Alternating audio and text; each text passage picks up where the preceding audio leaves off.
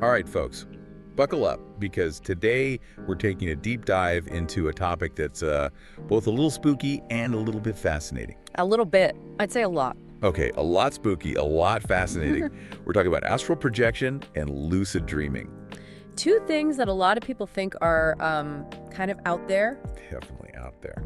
But that's what makes it so fun to explore, right? Exactly. So have you ever had that feeling like you're floating above your body, or maybe you're dreaming and suddenly realize you can fly? Yeah, like, wait a second, this isn't how it's supposed to work. Exactly. Well, those might be glimpses into these altered states of consciousness. Which we're going to break down today. That's right. We've got excerpts from Astral Projection and Lucid Dreaming, an essential guide to astral. And we're going to try to make sense of it all. So no crystal balls or chanting required, at least not for this episode. No promises for future episodes.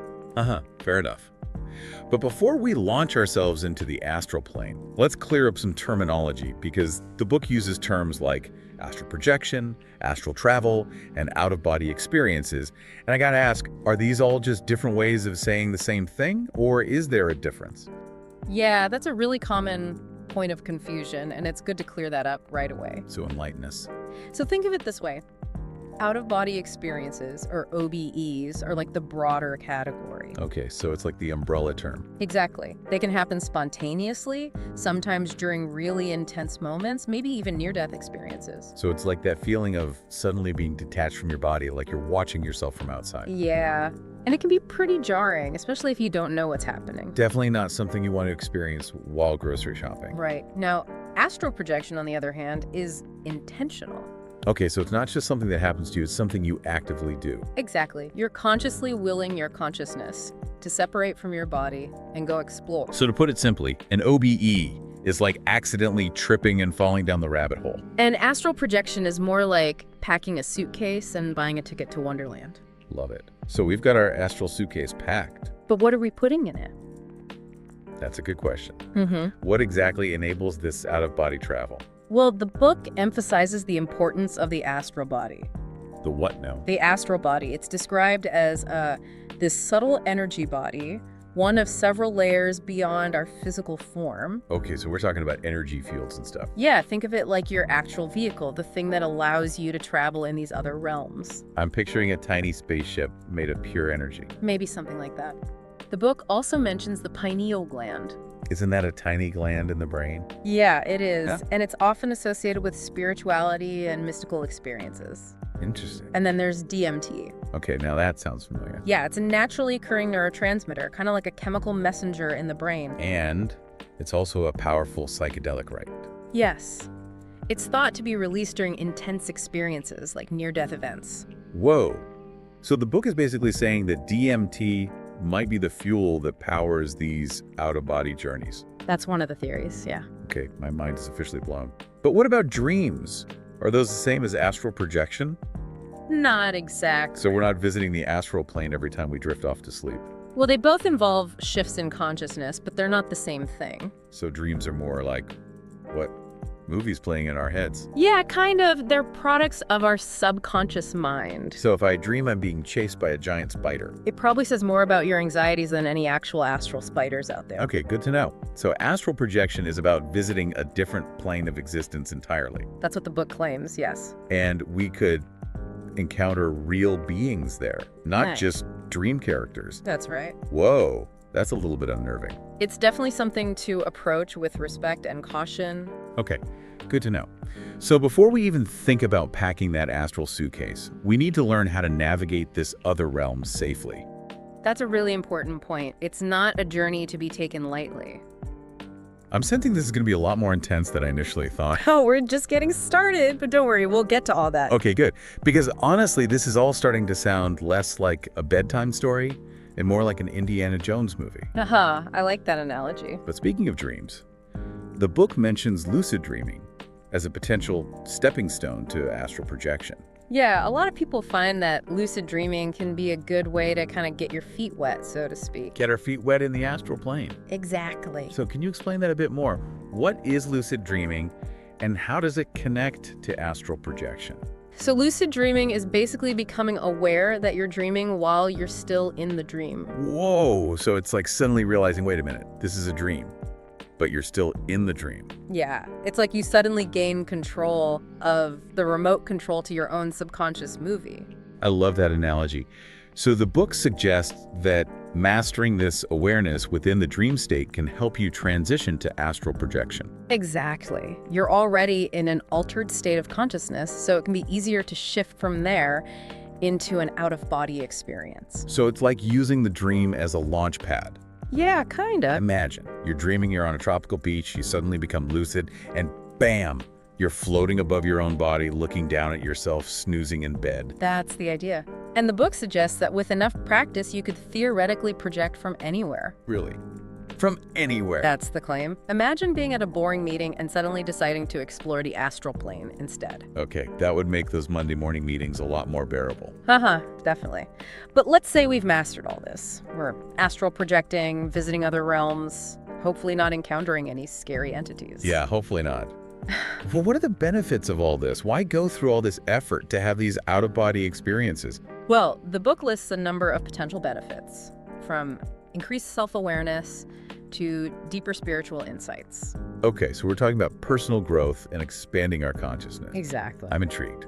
What else? Well, some practitioners claim that they can access a kind of universal library of knowledge while in the astral realm. Like a universal library? What's that? It's called the Akashic Records. The Akashic Records. I've heard of those. Yeah, it's like a record of everything that has ever happened, is happening, and will happen. Whoa.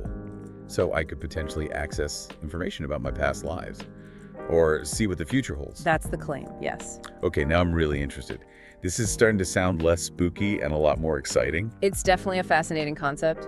But you mentioned risks earlier. Right. It's important to remember that the astral plane isn't always a peaceful playground. Okay, now we're back to spooky territory. There's mention of negative entities and the importance of protecting yourself energetically. Oh, so it's like psychic self-defense. Exactly. You wouldn't just wander into an unfamiliar forest at night without taking some precautions, right? Definitely not. Yeah. So we need to learn how to protect ourselves on the astral plane. That's a good idea, yes. I'm sensing another deep dive episode in our future. But for now, let's assume we're taking all the necessary precautions. Always a good idea. What's the first step in preparing for an astral projection journey? Well, the book emphasizes the importance of mental conditioning. So we're talking about mindset. Exactly. It's about overcoming fear and limiting beliefs, because your thoughts and emotions play a huge role in these experiences. Makes sense. If you're terrified of leaving your body, it's probably not going to happen. Probably not.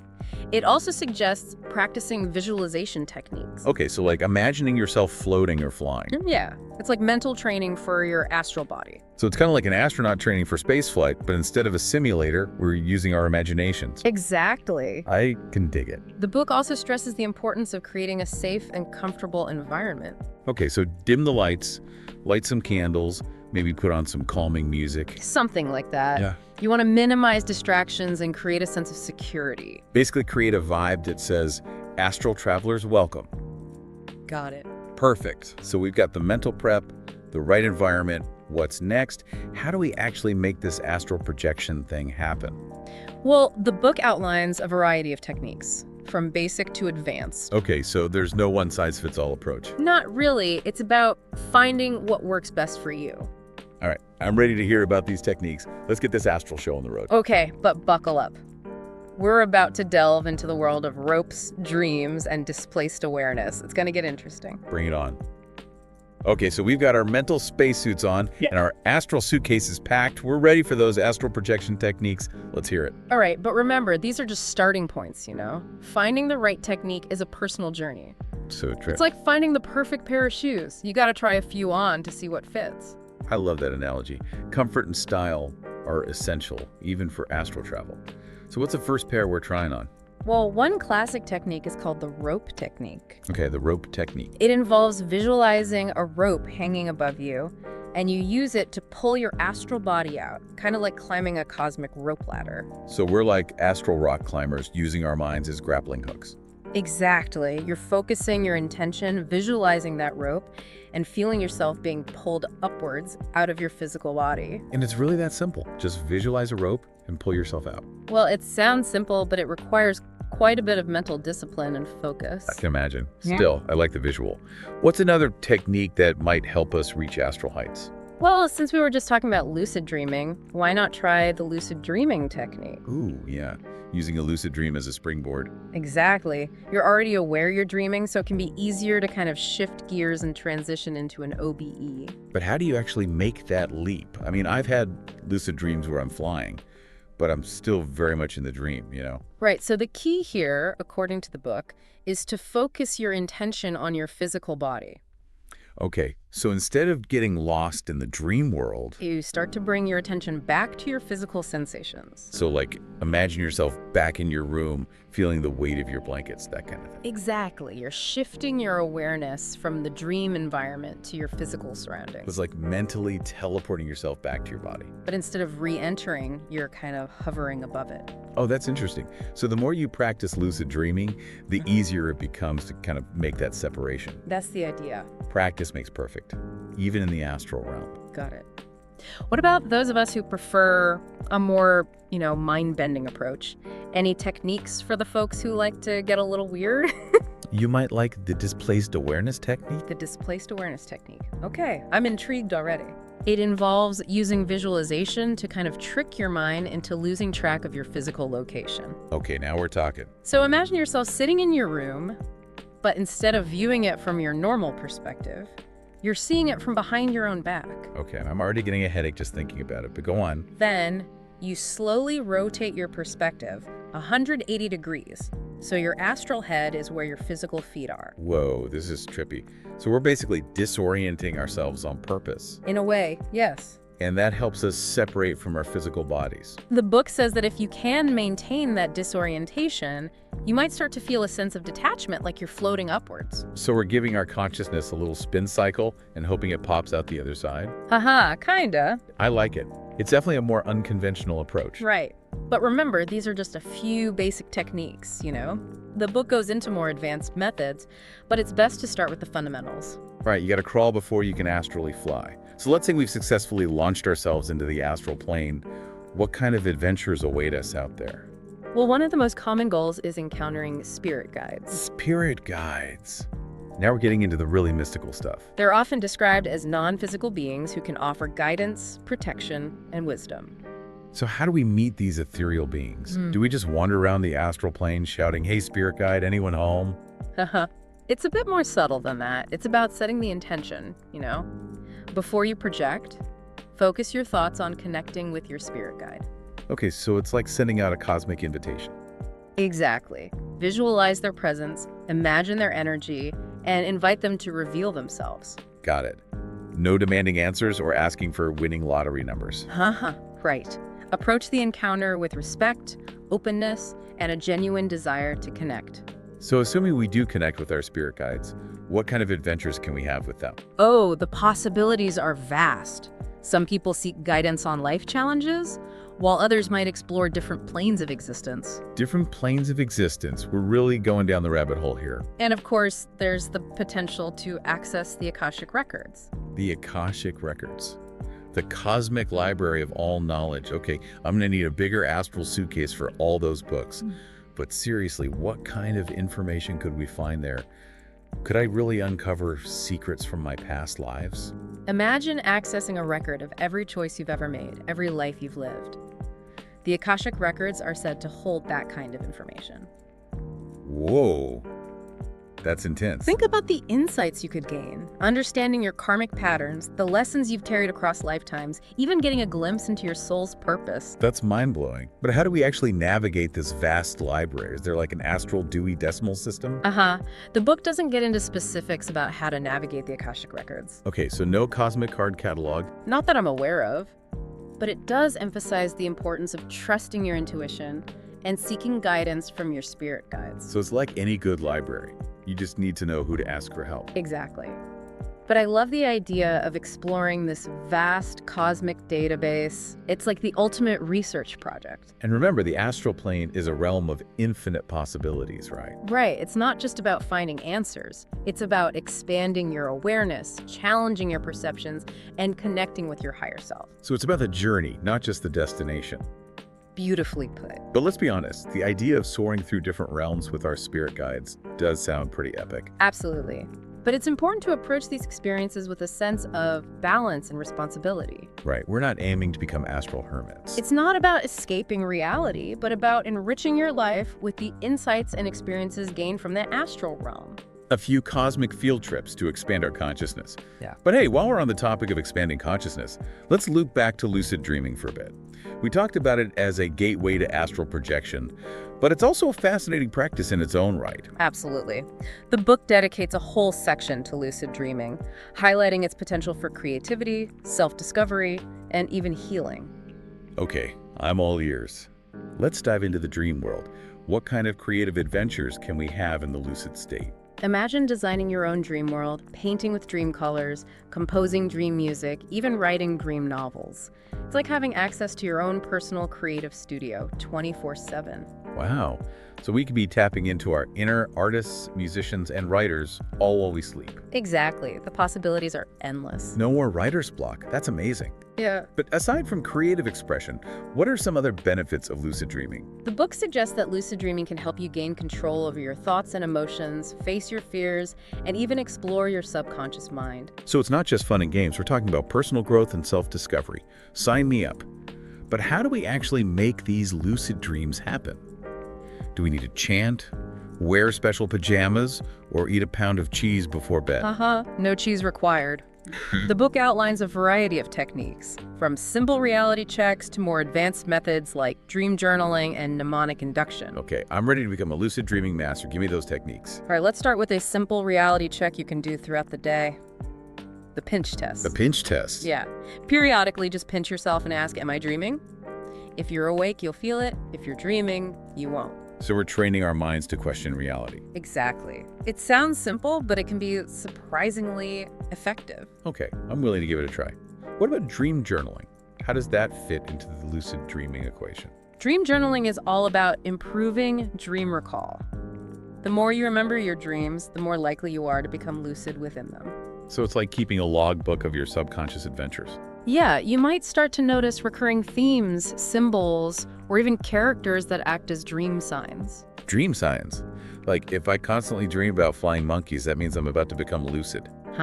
Not necessarily flying monkeys, but yes. Dream signs are recurring elements that pop up in your dreams. So if we start paying attention to these dream signs. It can help you recognize when you're dreaming, even before you become fully lucid. Okay, so it's like our subconscious is sending us coded messages. And dream journaling helps us crack the code. Exactly. You're becoming more attuned to the language of your dreams. I like that, the language of dreams. Right. So we've got reality checks, dream journaling. What are some other techniques we can add to our lucid dreaming toolkit? One technique that builds on dream recall is called mnemonic induction of lucid dreams, or MILD for short. It involves using affirmations and visualizations to kind of implant the intention to become lucid in your dreams. So we're basically programming our minds for lucidity. Exactly. Before you fall asleep, repeat a phrase like, I will know I am dreaming, or visualize yourself becoming aware within a dream. Got it. So repetition and visualization are key. Right. The book suggests pairing this with the wake back to bed technique. Wait, wake back to bed. Does that mean I have to interrupt my precious sleep? It does involve setting an alarm to wake you up a few hours after you fall asleep. Oh no, not my sleep. But stay with me. The idea is to wake up, stay awake for a short period, maybe 20 or 30 minutes, and reinforce your intention to have a lucid dream. Then, when you go back to sleep, you're more likely to slip into a lucid state. Oh, so it's like giving our subconscious a little nudge. Exactly. A little reminder that we're aiming for lucidity. I'm willing to try anything if it means I can finally fly that unicorn through a rainbow. But seriously, this sounds like it takes a lot of dedication. It does. Remember, patience and practice are key. Becoming a lucid dreamer is like learning any skill. It takes time and effort. Right. No one becomes a concert pianist overnight, and no one becomes a lucid dreaming ninja after a single nap. But with the right techniques and a little dedication, we can hopefully unlock the incredible potential of our dreamscapes. Absolutely. It's about exploring those hidden realms within ourselves, confronting our fears, expressing our creativity, and ultimately gaining a deeper understanding of who we are. All right, lay it on me. What are these dream demons I need to watch out for? Well, not actual demons, hopefully, but there are definitely some common mistakes that can kind of trip you up in your lucid dreaming practice. Okay, I'm listening. Let's hear about these potential dream disasters and, more importantly, how to avoid them. Well, for starters, the book warns against getting too excited in a lucid dream. That makes sense. I can imagine the thrill of realizing, oh my gosh, I'm in control here, and then bam, you get so excited you wake yourself up. Yeah, it's like that classic moment when you realize you're having an awesome dream and you think, don't wake up, but then you do. It's so frustrating. It's happened to me with regular dreams too, It's like, ooh, I'm flying, this is amazing, and then thud, back to reality. Exactly.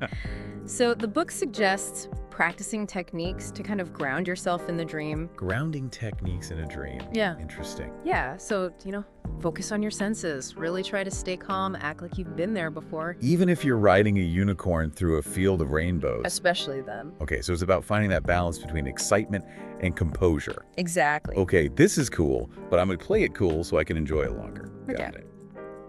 What are some other pitfalls we should try to avoid? Another one is getting too fixated on your physical body. Remember, you're exploring the dreamscape with your dream body. Right. We don't want to be in the middle of some epic dream adventure and suddenly think, wait, did I floss before bed? Exactly. Or are my pajamas inside out? Exactly. So what? We should just completely forget about our physical bodies while we're in a lucid dream. It's not about forgetting about it completely, but just not getting too caught up in those physical details. Gotcha. What else? The book also warns against dwelling on real-life memories or obsessing over specific people. Why is that? I mean, isn't it natural to think about things that are on our minds? It might be tempting to bring real-life baggage into your dreams, but the book cautions against it. It can kind of muddy the waters between your dream reality and your waking one. Exactly. So it's about respecting the boundaries between those two worlds. Right. Okay, makes sense. Any other dream no-nos we should be aware of? Here's a quirky one. The book advises against looking in mirrors in a lucid dream. Wait, seriously? Why? Apparently, reflections can get a bit distorted in the dreamscape. So no checking out my dream hair or trying on dream outfits in a mirror. Maybe not the best idea. That's a bummer. Any idea why reflections are so wonky in dreams? It's not totally clear, but, it might have something to do with the way our subconscious minds construct dream imagery. Maybe our dream selves aren't ready for their close-ups. Haha, maybe not. Okay, what else should we avoid doing in the dreamscape? The book also emphasizes the importance of setting time limits. Ah, yes.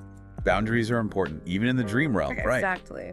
As fun as lucid dreaming can be, we don't want to get so caught up in the dreamscape that we neglect our waking lives. Right. Balance is key. We don't want to become those people who are like, sorry, I can't make it to work today. I'm busy ruling my dream kingdom. Well, exactly. And finally, the book warns against, I think, the biggest mistake of all. Not actively engaging with the dreamscape. Not engaging. What do you mean by that? It's easy to fall into the trap of just passively observing your lucid dream, watching the events unfold, but not really participating. Oh, so kind of like watching a movie instead of, actually living it. Exactly. But the real magic of lucid dreaming is that you get to participate, make choices, explore your desires, confront your fears, basically become the director of your own dream movie. Yes. I love that analogy. It's not just about watching the dream unfold. It's about writing the script as we go. Exactly. So lucid dreaming gives you the power to kind of shape your own reality, even if it's just a temporary one. That's the beauty of it. Wow. This has been such an incredible deep dive. I'm honestly feeling really inspired to explore both astral projection and lucid dreaming. It's like we've been given a glimpse into these hidden dimensions within ourselves. It's been a fun ride, hasn't it? It really has. And so, dear listeners, we hope this deep dive has sparked your curiosity and maybe inspired you to explore these hidden dimensions within yourself. Remember, the journey starts within. So sweet dreams, everyone. And until next time, keep exploring, keep dreaming, and keep diving deep. We'll see you in the next episode.